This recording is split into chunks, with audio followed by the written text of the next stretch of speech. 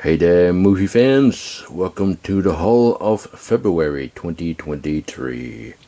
First, I'd like to give a shout out to Steve, aka TV Nash. He has been supporting my channel for some time, leaving comments on my videos and such. And recently, he's been making videos himself. His collection looks great. He definitely has a great taste in movies. He's a fan of spaghetti westerns, samurai films, yakuza films, police yacheskis, and many other different kind of films. The same kind of films that I love to watch as well.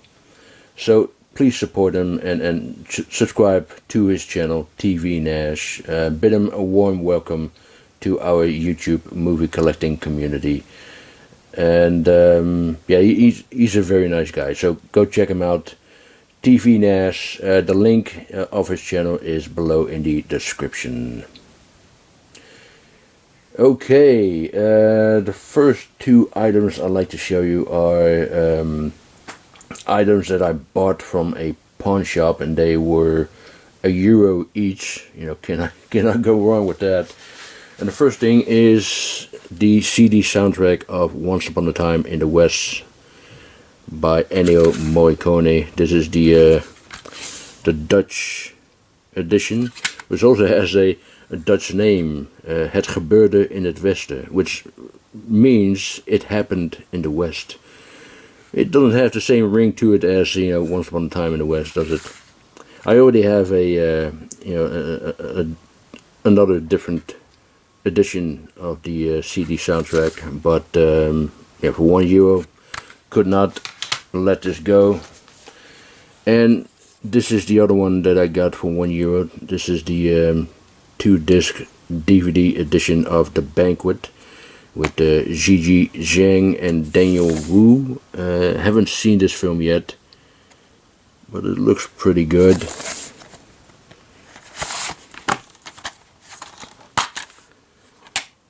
And the discs are in very good condition, so yeah, kind of like a historic Chinese martial arts film. Looking forward to checking this one out. I recently watched a documentary on Netflix called Is That Black Enough For You by Elvis Mitchell, and it's an enthralling and insightful documentary where he tackles the history of black cinema, especially the 1970s. And one of the films that he talked about is this one, Thomasine and Bushrat, a Bonnie and Clyde style blaxploitation western with Max Julien, who also co-produced and wrote it, and the wonderful Vanetta McGee, who was in Black Detroit 9000, The Eager Sanction, and the Great Silence, of course. McGee plays a bounty hunter who goes after Julian. He plays a wanted outlaw, and instead of taking him in, she joins him. They knew each other before. They have a history together, and they become bank robbers. Now, I would have liked to see more of McGee doing bounty hunting business, before she goes after Julian. And I think it would have been better if they didn't know each other. She hunts him down, brings him in, and then something happens. He doesn't get a fair trial, or the town sheriff wants to hang him immediately, and then she decides to save him, and they both run away, fall in love with each other, and become bank robbers. I think that would have been a more interesting turning point than what's in the movie. Nonetheless, it is a solid film, and the ending, I saw it coming, but the way it ended, that I didn't see coming. But yeah, it's a good film, a good western. I would definitely recommend it if you love westerns. Thomasine and Bushrat, And Max Julian also wrote the screenplay of Cleopatra Jones with Tamara Dobson as the title character. That it was originally meant for Nana McGee, but yeah, this is a fun movie. I mean, Thomasine and Bushrat is the better film, but this is more fun. Next is The Assignment. As you know, I want to complete Walter Hill's filmography, which means I have to get his lesser films as well.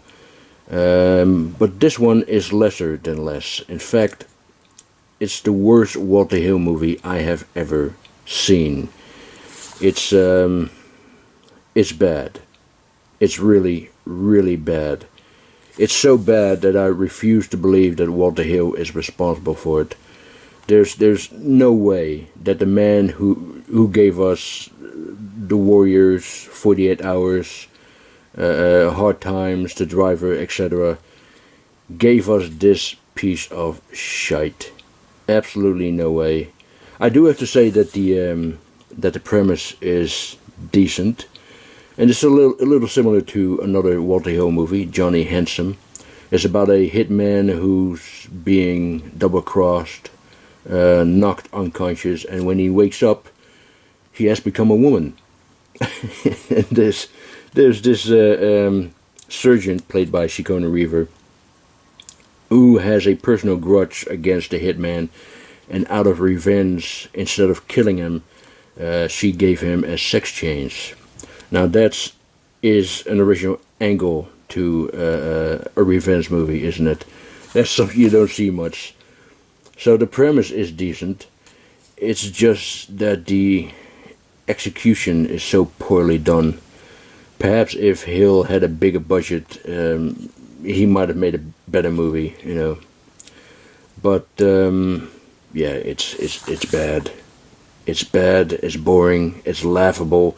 I mean, try to watch the first 20 minutes with a straight face. You have Michelle Rodriguez playing the hitman with a fake beard and a fake hairy chest and a fake penis. Yes, you heard me right. But even if a male actor was playing the hitman in the first 20 minutes, it still would have been a bad movie. So I would not recommend it. It's for Walter Hill completists only, and don't confuse it with this movie.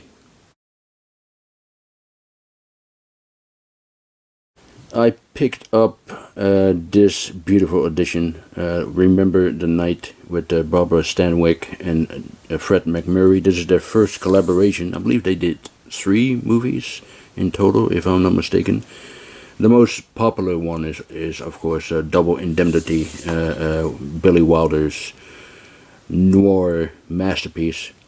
But it took some time for this edition to arrive. It was shipped on December 15, and I received it early February. You know, the Royal Mail was on strike, so that has something to do with it. But I later found out that the Royal Mail website was hacked as well. So that was the reason for the delay. But yeah, let me give you a quick look at this set. So you have, if I can get it out, the poster. Nice little poster there. And of course you got the Blu-ray as well, and the booklet.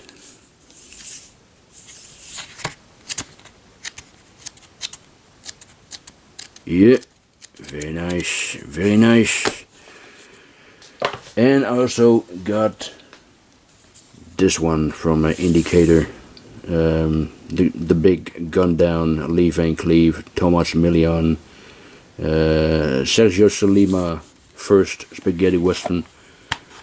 Yeah, I won't show the whole thing. I know that my good buddy Carlos did a video of that, so I put the link to that video below if you want to see the whole set. I also got The Working Class Goes to Heaven with Gian-Maria Volante, one of the best Italian actors ever. I haven't seen this film yet. I haven't had the chance to see it. I still need to do that. But this is, from Radiance Films. I actually talked about this in my previous update video.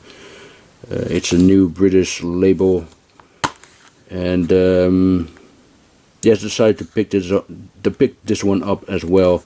And I was just in time too, because it's sold out now. This edition, there is going to be a standard edition, but it won't have the booklet, and the I believe the cover is going to be the same as well. But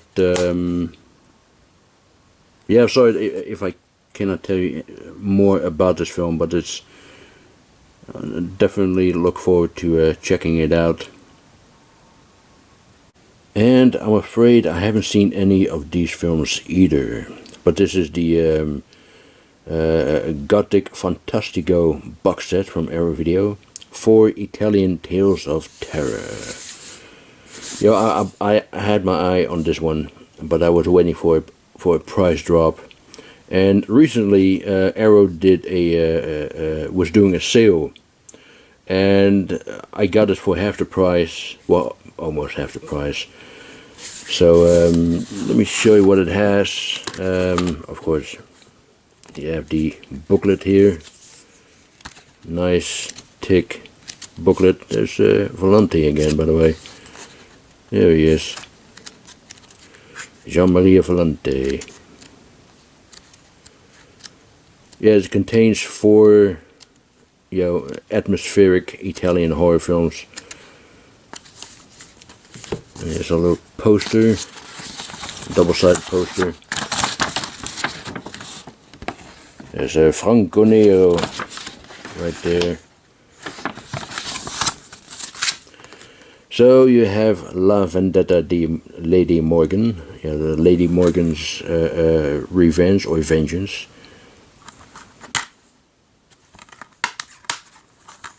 I really like the artwork, by the way. That is very nice. This is horror, or what is the other title? The Blancheville Monster, which is Edgar Allan Poe inspired little film. And there is Signor Franco Nero in Il Terzo Occhio, or the Third Eye. And the last one is La Strega in Amore, which is The Witch. So yeah, looking forward to checking these films out. And I also got this from the sale as well, Nightfall. This is a very decent noir thriller with Aldo Ray, Brian Keat, and Bancroft. If there's one Hollywood actor who has fallen from grace the hardest, it has to be Aldo Ray. At one point his career was doing so bad that he even had to accept a role in a porn movie. It was a non-sexual role, though. I believe he even won an award for it. But after he was diagnosed with throat cancer, he accepted every role that was offered to him, just to pay his medical treatment. And it's a shame that his career ended the way it did. He was a really good actor. And last but not least, I purchased this wonderful box set from Imprint, directed by Roland Joffe. I first thought that it was pronounced Joffe. Some also say Joff, but Joffe is the correct pronunciation.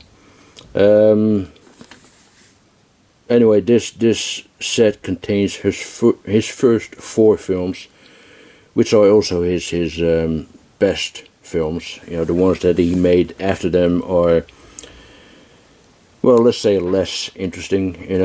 Horror fans knows him better as the director of Captivity, the 2007 Saw ripoff with Elisha Cuthbert.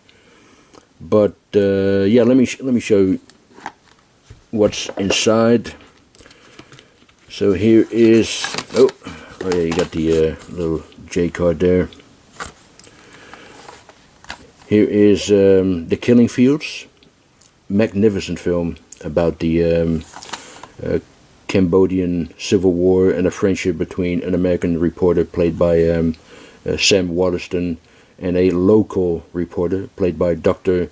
Hong S. Noor, who was a Cambodian war survivor himself, and sadly he was killed in 1996 during an attempted robbery by an LA street gang.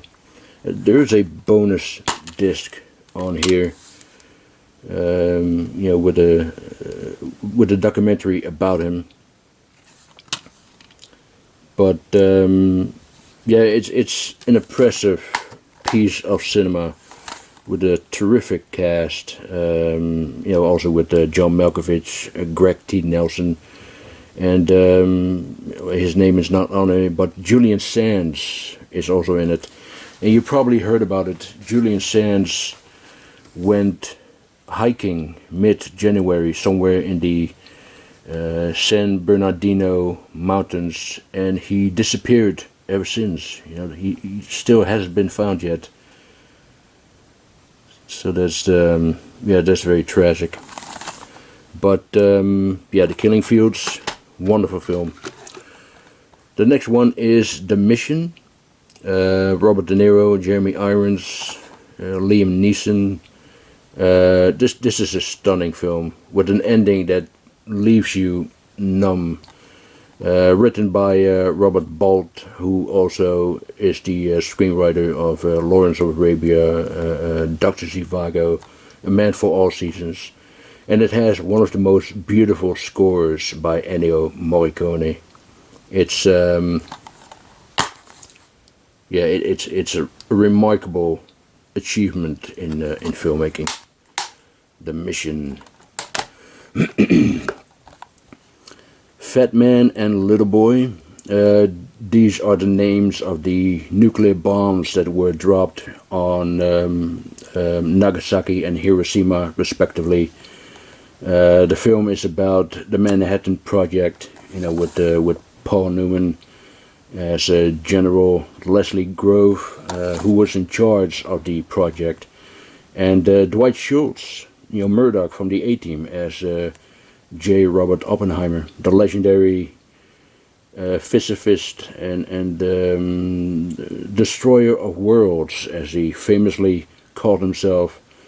As you know, Christopher Nolan is currently working on his version of the story. There's Paul Newman right there, by the way.